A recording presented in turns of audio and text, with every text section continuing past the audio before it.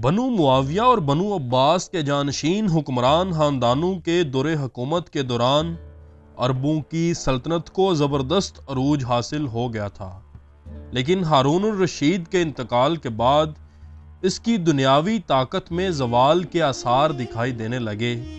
مختلف صوبوں کے صوبے داروں نے بادشاہ کا لقب اختیار کر لیا، جبکہ خلافت صرف بغداد کے صوبوں اور اس کے ماتحت علاقوں تک محدود ہو کر رہ گئی، اور خلیفہ کو مذہب کے معاملہ میں ہی با اختیار سمجھا جانے لگا۔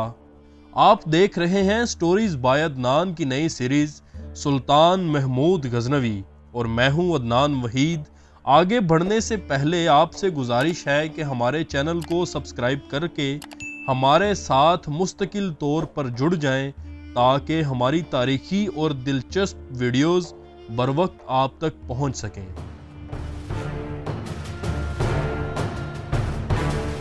ناظرین، تعمیر کے جانشین جنہوں نے سب سے پہلے آزادی حاصل کی وہ خراسان اور ماور النہر کے عظیم صوبوں میں آباد ہو گئے۔ اس خاندان کا بانی اسماعیل تھا جس نے بادشاہ کا لقب اختیار کیا۔ اسے انصاف اور نیکی کے کاموں کے سلسلہ میں بہت بڑی شہرت حاصل تھی۔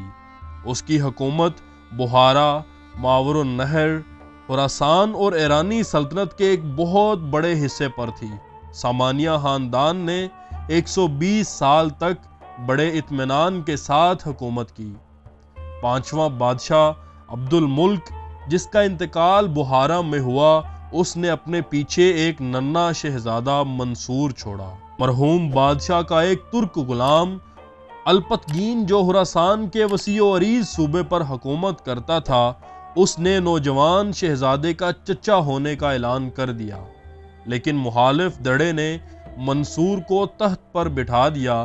نوجوان بادشاہ نے الپتگین سے ناراض ہو کر اسے بخارا حاضر ہونے کا حکم دیا، لیکن یہ حاکم خراسان کے دارالحکومت نیشا پور سے ایک بہت بڑی فوج کے ہمراہ غزنی روانہ ہوا اور بے شمار فتوحات حاصل کرنے اور شاہی فوجوں کو شکست دینے کے بعد اس نے بادشاہت کا اعلان کر دیا۔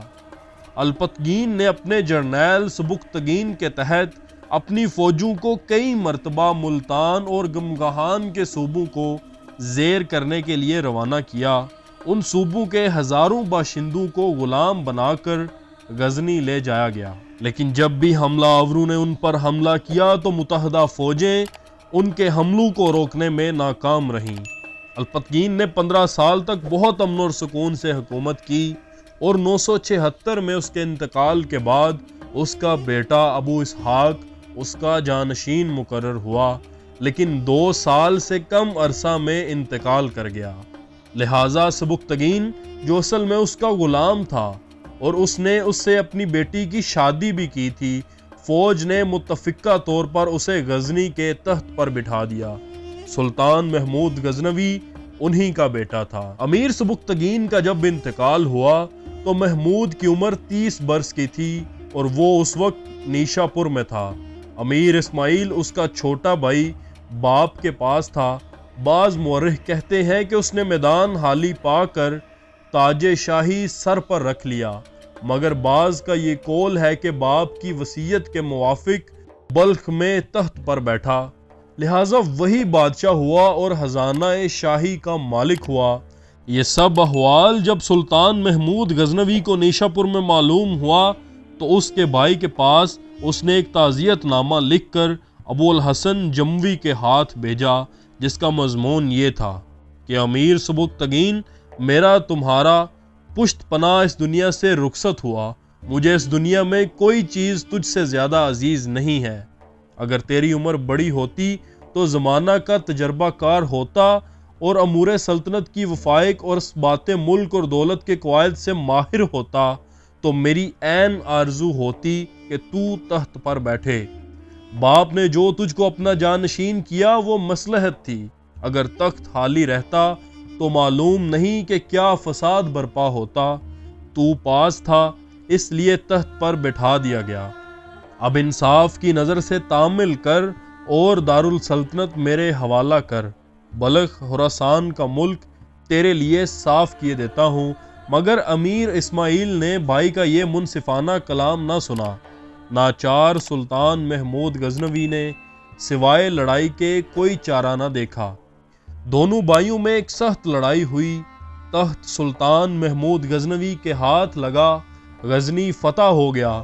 اسماعیل گرفتار ہوا اور ایک دن سلطان محمود غزنوی نے بھائی سے باتوں باتوں میں پوچھا کہ اگر تو فتح یاب ہوتا تو میرا کیا حال کرتا؟ اس نے جواب دیا کہ کسی قلعے میں تجھے بند کر دیتا، مگر تیرے لیے آرام اور آسائش کا سارا اسباب مہیا کرتا۔ اس وقت تو اس بات کو سلطان محمود غزنوی نے ٹال دیا، مگر پھر اسماعیل کو جرجان کے قلعہ میں قید کیا، لیکن اس کے لیے ہر قسم کے چین اور آرام کا اسباب تیار کر دیا۔ پھر اس کی ساری زندگی قید میں ہی بسر ہوئی۔